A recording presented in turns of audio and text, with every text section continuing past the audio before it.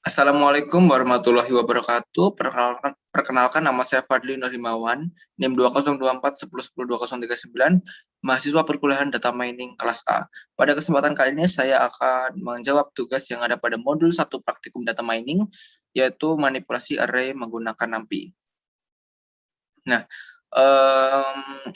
untuk tugas yang diberikan yaitu kode dengan poin yang ditebalkan atau yang di bold.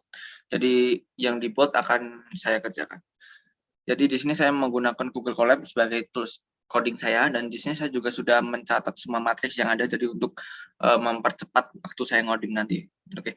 Jadi langsung saja saya kerjakan untuk kode 1 poin F. Di sini diminta untuk membuat array 2 dimensi menggunakan NumPy. Oke. Menggunakan NumPy. Jadi pertama kita harus mengambil si library NumPy-nya itu. Jadi caranya adalah dengan mengambil NumPy sebagai NP untuk mempercepat waktu kita ngoding. Jadi selanjutnya saya akan definisikan dulu. Nah, di sini saya copy saja biar cepat.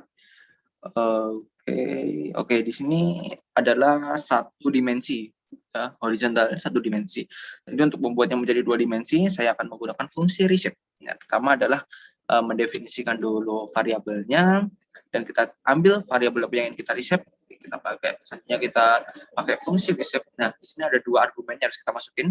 Yang pertama adalah untuk banyak barisnya yang mau kita buat dan banyak kolomnya. Jadi di sini akan ada 4 baris ya, dan ada 3 kolom sesuai dengan poin F. Selanjutnya mari langsung di print saja untuk membuktikannya. 445764974 dan 637, jadi sudah benar. Oke, selanjutnya saya masuk pada kode 1 poin G. Di sini diminta untuk membuat array 3 dimensi menggunakan NumPy. Nah, di sini untuk mempercepat saya kopas saja. Oke, nah di sini saya nggak akan mengimport NumPy lagi karena sudah diimport, jadi sudah ada.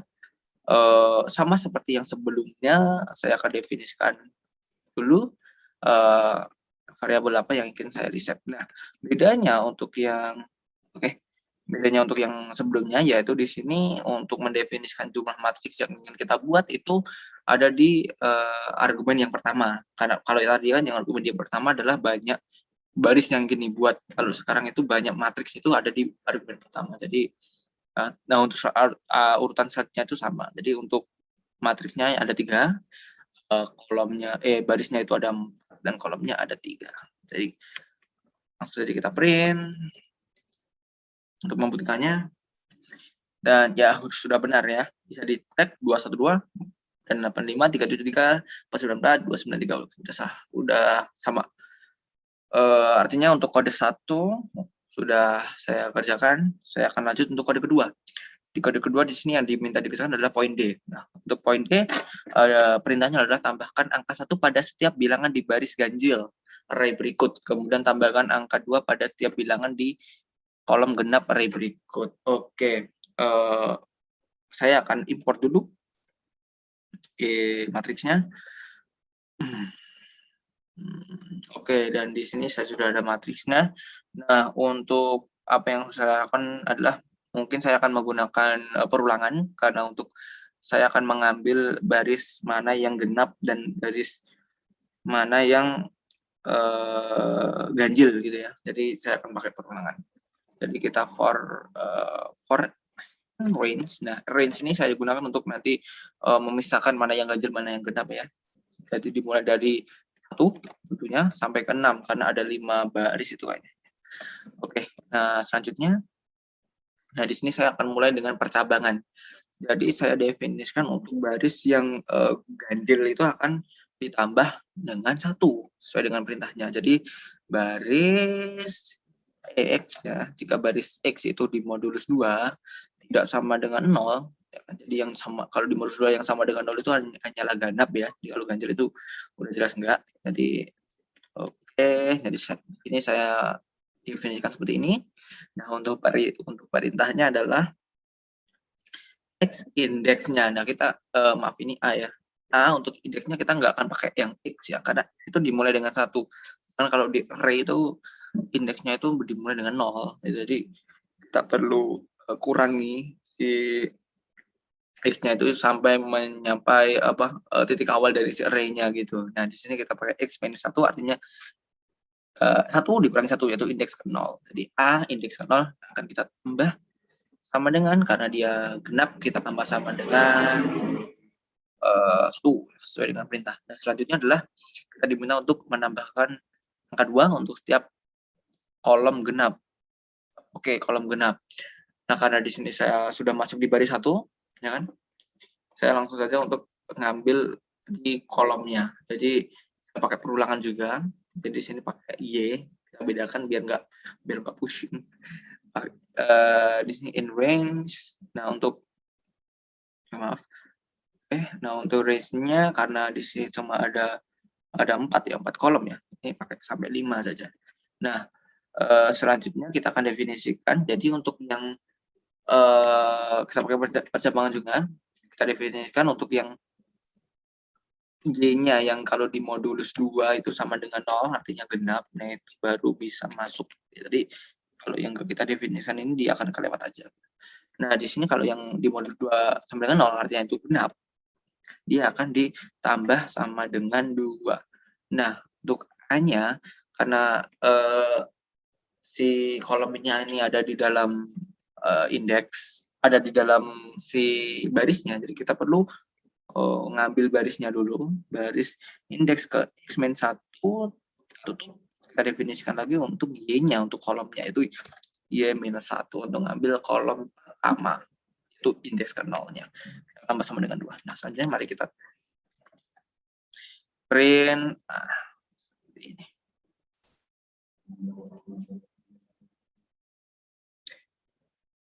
Oke, di sini ada error.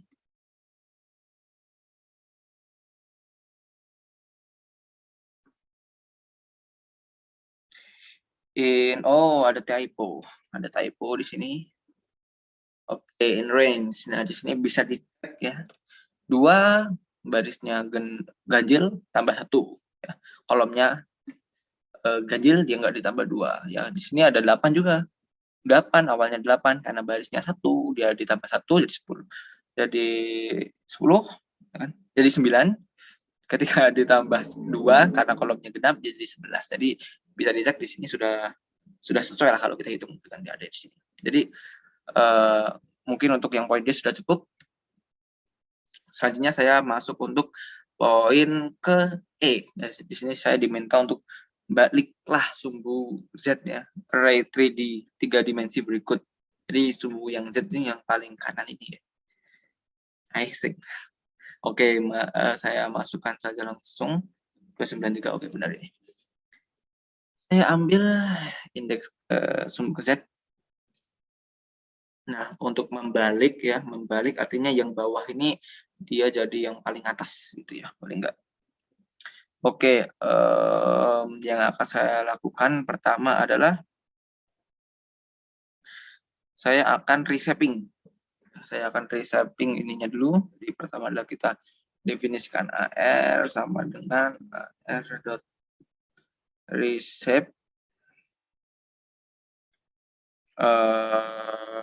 Kita reshape dulu ininya. Nah, sebenarnya nggak perlu reshape juga, kita bisa langsung gunakan cutting ya. Jadi kita akan balikkan angkanya dari yang paling belakang ke paling awal. Jadi di cutting pertama itu di sini adalah awal mulanya.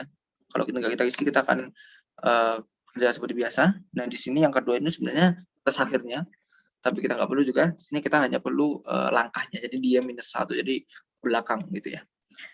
Jadi bisa print array. Oke, jadi di sini sudah 813, 166, 248 dan 293. Jadi sudah terbalik ya. Jadi mohon maaf banget tadi saya pikir saya harus reset dulu, ternyata di sini sudah ada di multidimensi, jadi nggak perlu di reset dulu. Oke. Jadi untuk kode 2 ya tadi, kode 2 poin ke E sudah selesai. Saya lanjut untuk kode kedua poin ke E. Nah, maaf, poin ke F ya. Jadi di poin ke F ini Perintahnya adalah ubahlah array pada soal E menjadi array 2 dimensi berukuran 6 kali 6 gunakan perintah reshape. Oke. Ini agak ini ya, agak sebenarnya saya juga sedikit ini sih ya bagian ini. Oke, di sini karena di sini ada 3 dimensi, otomatis kita buat begini. Kita buat saya definisikan sebagai 3 dimensi array. Nah, perintahnya adalah ngebuat si 3 dimensi array ini menjadi 2 dimensi array yang berukuran 6 kali 6. Oke, yang pertama yang akan saya lakukan adalah saya akan membuat tiap-tiap array ini menjadi satu dimensi dulu. Jadi RR sama dengan RR1.reshape kita min 1 ya. Kalau min 1 itu menjadikan dia menjadi satu array, satu dimensi. R2 sama dengan RR2.reshape min 1. Saya percepat saja. Oke. Nah, ketika dia sudah min 1 begini, yang terakhir yang perlu kita lakukan adalah menjoinkan ya di antara reshape ini jadi satu. Jadi untuk join tadi kita perlu perintah namanya concatenate ya. Di sini saya sudah ada. Jadi biar mempercepat saja. Jadi untuk concatenate ya RR concatenate yang kita akan gabungin dari yang saya R1, R2 ini nggak perlu eksis ya. Eksis itu untuk menjadikannya menjadi kalau eksis sama dengan 1 akan jadi satu dimensi. Jadi kita nggak butuh kita definisikan dulu ini. Nah, RR-nya kita definisikan lagi menjadi reshape. Kita buat 66. Nah, kita print RR.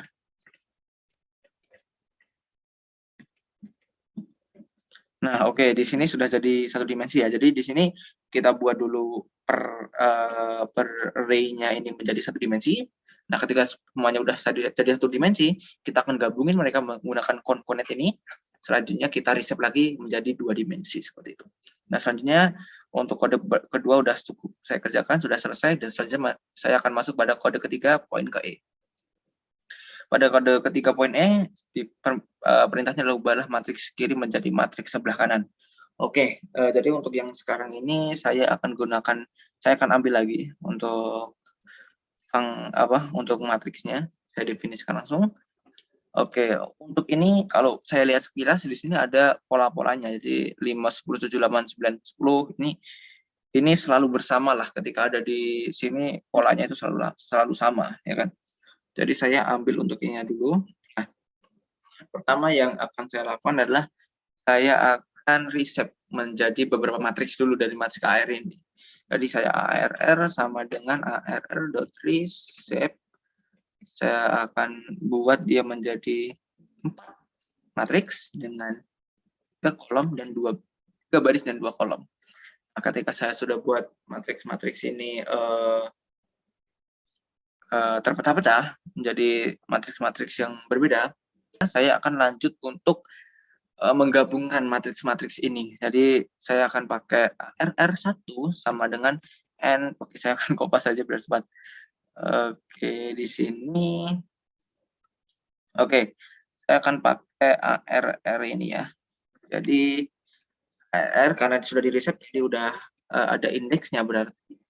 Jadi saya akan gabungin dulu. Kalau bisa lihat di sini tadi 5, 10 itu ada di kiri, di sini 5, 10 di ke kanan ya. Jadi kita tukar tempatnya. Jadi indeks ke 1 dulu, baru ke indeks ke 0. Jadi kalau di sini 5, 10, 7, 8, 9, 10 ini indeks ke 0, 10, 9, 7 indeks ke 1, 1, 8, 6, 10 indeks ke 2, dan indeks ke 3. Seperti itu ya. Jadi di sini kita gabungkan. Dan di sini saya akan pakai eksisnya untuk menggabungkannya menjadi satu dimensi. Dan untuk cepatnya saya kopas saja. Oke, ini AR2. Ini untuk yang ketiga dan kedua. Nah, selanjutnya yang harus tinggal terakhir yang harus dilakukan adalah untuk menggabungkannya menjadi matriks yang ada pada kanannya, di kanannya. Jadi ini udah konklusi, udah terakhir banget, udah kita tinggal definisikan ARR sama dengan